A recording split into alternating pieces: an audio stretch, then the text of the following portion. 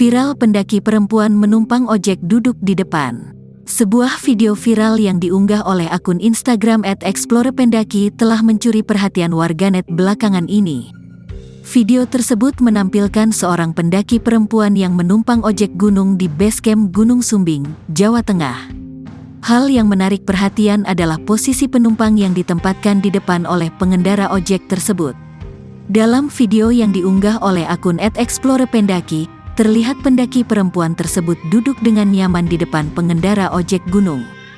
Video tersebut juga menyertakan keterangan yang menjelaskan bahwa penduduk setempat menyediakan jasa ojek khusus bagi para pendaki yang ingin lebih cepat mencapai pos 1 dengan tarif sebesar Rp25.000 per orang.